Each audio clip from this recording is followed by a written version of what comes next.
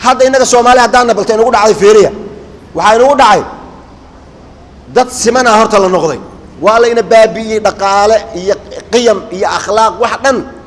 بريجور وحاب جري جموته وحلا يرى احترامه هذا دقمات علماء قفوين وحباين دور سنة وحبان لاين وحنا أنت لو وضع باباي سيد دقالة اللي هو جري أو دتك مسحة هذا نبي يقول حجري يا دتك روح قدرين بولا جلا إياه مركز وحير أنت هدي له صايب يابو si aan weligeed ba loo kala bixin waxaa la inaga dhigay markii horena 5 qaybood 1884 Berlin markii oo Soomaali lagu qaybinay oo 5 qaybood loo kala qaybiyay odayaashii markaa joogay waxay u haysteen inay tahay meeshii ugu dambeysay yaa isgaarayba shantii saddex ka mid horta xaga iska mareen laba mar isku darsantay labadiina mid ka mid ah wuxuu ma lagu soo sheegi karaba qaybtii kale xaga iska istaagay anigana halkii soo haray wuxuu leeyahay 6 madaxweyne hal gobol oo 6 madaxweyne la ka war adiga oo 6 shan maamul goboleed oo magacooda la yiraahdo markii loo sheegay magaca adiga la dhaho magac madaxweyne sheegana wuxuu leeyahay madaxweyne la dhahaa midka kale ay idinku weyna maxaa la dhahaa asagana asna madaxweyne la dhahaa waayay madaxweynahan iyo madaxweynahani maxay isu yihiin bal waxay isu sheegay adiga yaani waa dad siman adduunka kama jirto hal dawlad oo 6 madaxweyne leh hadii 6 madaxweyne loo yeelo amaru mid soo saara saas iyo saas hal yeelo madaxweyne kale warkiisa yeelayo warayga leexo maxaa jira ani madaxweyne ma ihiyo heesad madaxweyne ku taadiga anna maxaan ahay adna madaxweyne tahay adna madaxweyne adna meeshaas maxay noqotay sawaasiyatun ka asnaan ilmishti wax kala sareyn ah ama amar qaadasho ma jirto arintaasi marka wax ma ku toosayaan shinnida oo suuratul nahl ilaa quraanka ilaahay noogu sheegay xigmada ku jirta waxa madaxweyne u ah shinnida waxa boqorada ay leeyihiin oo xukunta ayaga say isu dooranayaan gobol ma ah iyo qabiil toona waa muuqaal mid oo madax oo boqorada noqonaysa shinnida ah way ka weyntahay kuwa kale marmara waxa dhacdo marka laba isla waaweyn dhalanayaan xilli roobaad miyaa xilli fiican miyaa adiga laba waaweyn oo tii boqor lagu noqon lahaa tilmaamihii laga helay isla dhalanay hal mar shinnida markay arkaan labadan isla eg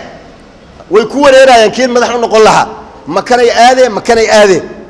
si marka ayna isu khilaafin mid kamida labadii waaweyneed ee boqorada ahayd ayay isku waafaqsan yihiin shinnidoo dhan hal xaba in la dilo hal xabay ku goobanayaan way dilayaan hal xaba u soo haraay bas waxay fahmeen shinnidu waxay garanaysaa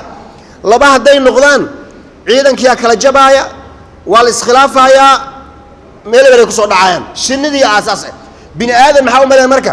diinteena islaamka nabiga soo madeen alaykum bi sunnati nabiga sunnadiisu waxay tahay walaalnimo inta muslimka waa walaalo sida uu dadku u walaalayay waa taqaanin wuu geeriyooday markuu geeriyooday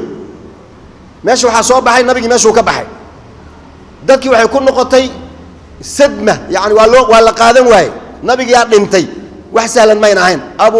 umar ibn khattab oo waqtiin ashjac an-nas dadka u geeysan inuu ahaa wareeray markaas wuxuu leeyahay qofkan ka maqla nabigu uu dhintay seeftan oo ku dhufanaya nabiga ma dhimanin wuu baxay meel uu yara aaday si ayuu yara noqday wuu inoo soo noqon doonaa ruuxna yuna dhin wuu dhintay waa umar ibn khattab hada abu bakr siddiq oo magaalada banaankeeda ku maqnaa imaaday warka markuu maqlay qolkii uu nabigu ku jiray ayuu galay asagoo lagu duubay oo korka laga saaray ayuu arkay wajigiisu ka baneeyay maradii nabigu markuu arkay iftiima nuuraya markaas intuu dhunkaday nabiga uu fiiray inuu dhintayna uu xaqiiqsaday yaa wuxuu ku yiri dibta hayyan wa mayitan ya rasuulallah nolol iyo geeriba waad ku caraf badantay rasuulka ilaahay wuu u daboolay markaas intuu soo baxay masaajidka uu yimid asxaabti wuxuu ku yiri ayuha nas man kana ya'budu muhammadan fa inna muhammadan qad mata ومن كان يعبد الله فإن الله حي لا يموت ثم تلا قوله تعالى وما محمد إلا رسول قد خلت من قبله الرسل أفإن مات أو قتل انقلبتم على أعقابكم ومن ينقلب على عقبيه فلن يضر الله شيئا وسيجزي الله الشاكرين وما كان لنفس أن تموت إلا بإذن الله كتابا مؤجلا مركز أصحابتي آيات انتهي كالقاتين يوحي حقيقة النبي يقول إنه لمن كري وننتهي عادنا يتعرنت هل كان صحابة مركز هجان ماله النبي يقول انت waxaa madiina wada deganaa oo muslimiinta ahaa muhaajiriin iyo ansaar ansaartii shir ay u fariisteen waxay dhaheen aan dooranno ruuxii nabiga bedeli lahaa ayagoo shirkii fadhiya yaa waxaa maqlay abubakar iyo cumar iyo abu cubayda way u tageen waxay dhaheen haye warrama xaalkiinu suu yahay waxay dhaheen waxaan rabnaa inaan qofkii nabiga bedeli lahaa aan soo saarno waa alansaar madiinaan degannahay haye abubakar allah wuxuu ku yidhi waad og tihiin carabtu waxay qadarisaa quraysh mid aan quraysh ahayn haddii laga dhigo hoggaamiyena way kala tegaayaan marka saas daraaddeed idinka ha dhihin annagaa buuxinayne si kale u dhiga markaasaa waxay yidhaahdeen waayo waxaan samaynaynaa minaa amiirun wa minkum amiir idinkuna mid keena annagana midaan keenaynaa labadaas hayna xukumeen abubakar wuu diiday maxaa yeelay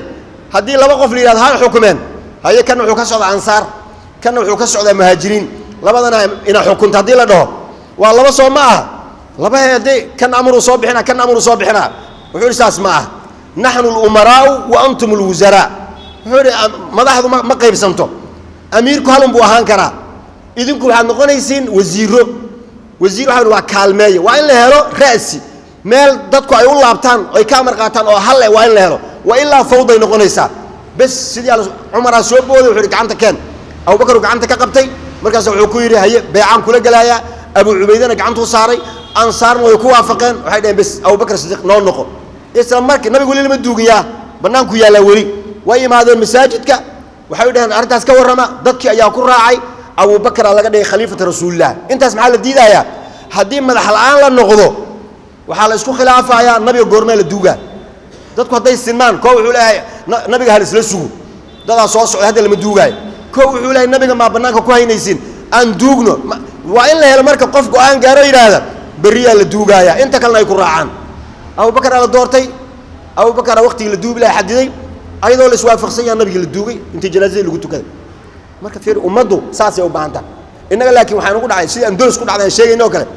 andolos 22 dawlado yaryar ayaa loo kala qaybiyey meeshana markii hore waxay ka furteen dad gaale ah oo waddanka hadda Spain la yiraahdo 800 oo sano xukumayeen markii dambe kursiga la isku khilaafay sida hadda innaga Soomaaliya haysato kale Soomaaliya maxaa la isku haystaa wax kale la isku haystaa kursigan la isku haystaa ma hayne wax kale la isku haystaa ma jirto yaa arti salaada tukada iyo tukan bayna ma la isku haystaa maya salaad waa la wada tukada soonka waa la soomaa yani waxa la isku haystaa waa kursiga wax kale ma bas kursi markaas si dawlad kala qayb markii dambe ugu dambeysay meesha laga bixiyay hadda inaga Soomaalida dawlado yar yar la noqday dawlad kastana gaarkeeda maxaa meesha inaga baabay marka waxa inaga baabay dareenkii ummadnimo Soomaalinimo uu baabay qolo wal meesha ay joogto markii si loogu celcelinay waxay isu qaateen oo kaliya inta magacaas gobolkoodaas ah la inay wax isu yihiin hatta yaa laytahum intooda meesha isla joogtalay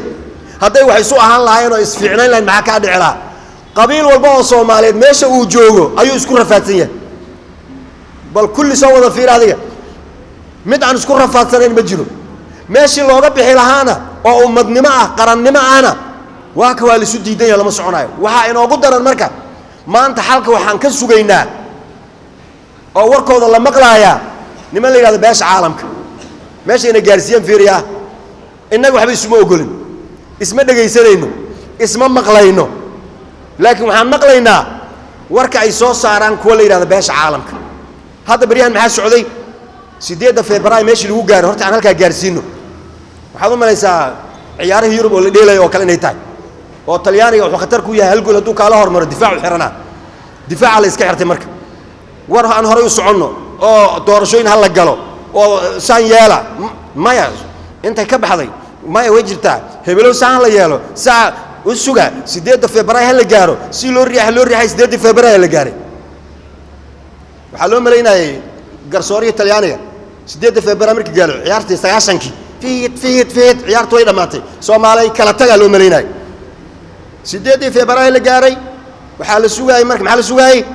way dhamaatay ciyaartii yaa laga sugayay marka ma Soomaaliya laga sugayay ciyaartii way dhamaatay inay dhaado ma laga sugayn waxa 8 waa la gaaray firimbiga yaa ku dhufanay beesha caalamka ku dhufanays hay beesha caalamki waa la sugay 8 dhamaatay firimbiga ilaa hadda ma lagu dhufanin firimbiga ma lagu dhufanin mar dambe waxa la yiri go'aan soo saarnay hawsha sii socoto wada hadalladii dib ugu laabta doorashooyinka loo diyaar garoobo haye saas ma la rabinay saas yaa waxa loo maleynaa ma ogtahay sideed way dhamaad Soomaaliya wax idin yaala ma lahe qof walba reerkiin iska aad marka dadka qaarkiis marka mid hadda bari oo waxa jiray dagaalada ay socdeen magaalada Muqdisho kuwa amisom ee meel xaafaday degan yihiin waa la soo weeraraa marka xabad iyo waxa lagu soo ridaa ayaga marka waxa lagu soo riidana jawaabta ay bixinayaan waxa bari mar waxa u bixiyeen waxay dhigi jireen kuwan gacanba ma laga riday mala qorigooda baraysay noo geliyaan barays koronto amal say isu daba dhigaan xabadaha markaasa wadaada wuxuu yiri marka la soo weeraro xaafadii u dhaweyd iyo xabaday wada noqonay dadku way ku rafaadeen markaas waxaan gaarnay dhahay inaan gaaladan meeshan degan aan u xirxirno aan u ducayno aan dhaano ilaahu yaa soo weerin jacayl aanu qabnana ma aha la fahanano cabsanayna yani marka waxaan ka wadaa heer waxa la gaaray Soomaalidii waxba xal way isu keen weyday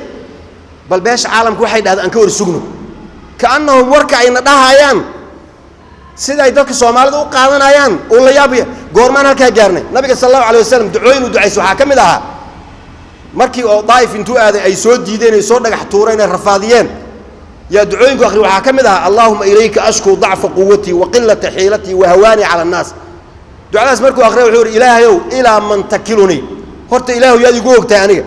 ila ba'idin yatajahamuni am ila aduwin malaktahu amri ilaahayow ma cadawad arintayda igu dhiibtay hadii cadow arinta ilaahay kugu dhiibay noqonay waxaan la noqon sida aan dhigi jirnay adabku waxa ku jiray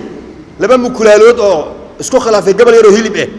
oo daanyeer u geystay oo yiraahdo idin kala bixinaya oo miisaan intuu u saaro dhinac ayuu goosanaya labadii qaybood ku ayaa weynaanaya marka kolba kii weynaada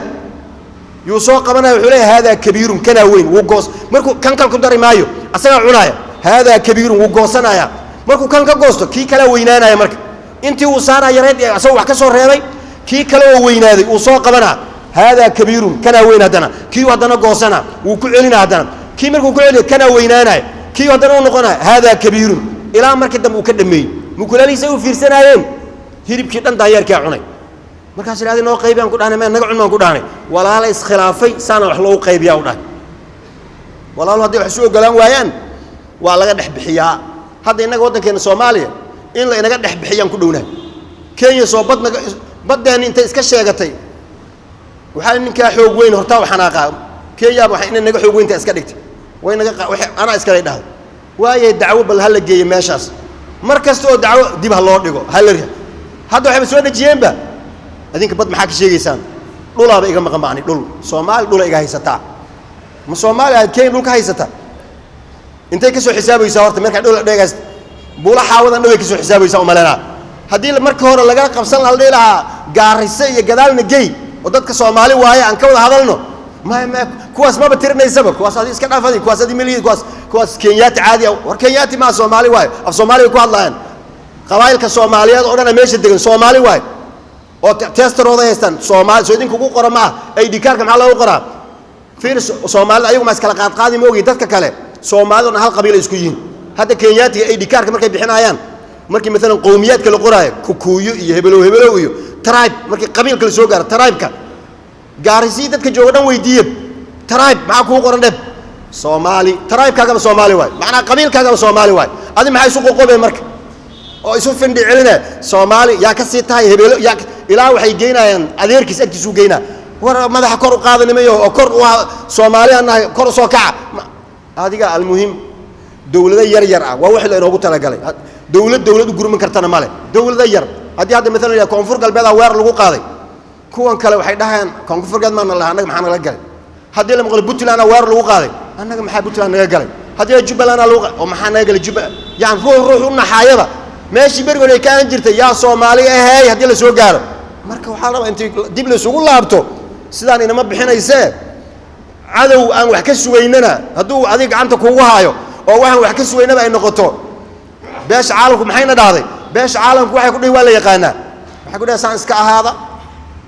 dawladaha yararka ee magaca madaxweynayaasha tirada badan iska ahaada kana madaxweynaha iska ahaado kana iska ahaado kana iska ahaado kana iska ahaado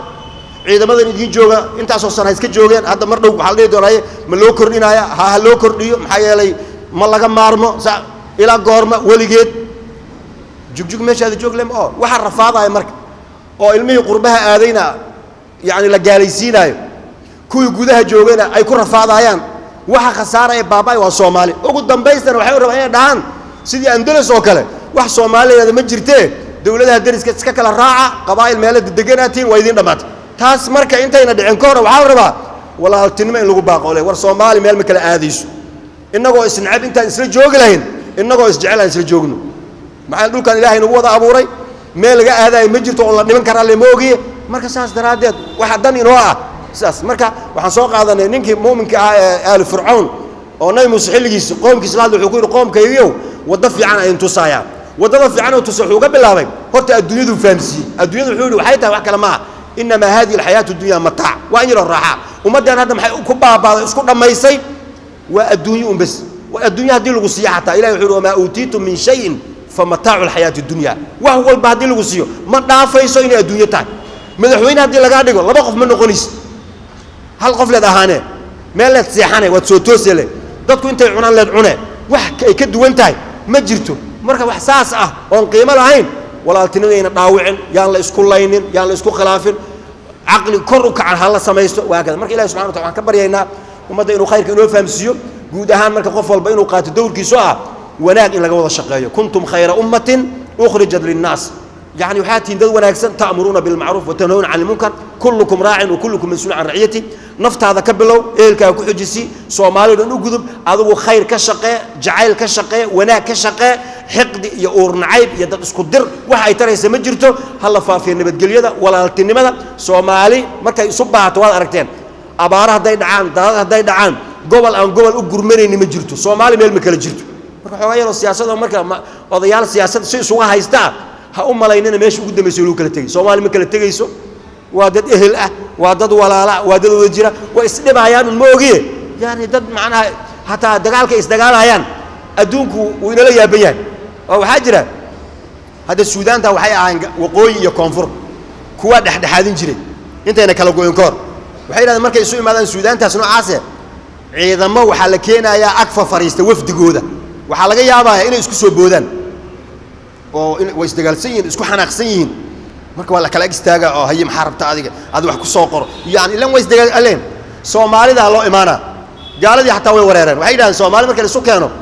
miiska markii la wada fadhiyo indhaha isu taagaayaan oo indhaha isku gugubayaan oo waxaas ma yeelay waxoogaa markii hal saac laba saac amal sheekadu ay socoto wax laga qorqoro waxa leeyahay waxoogaa nasasho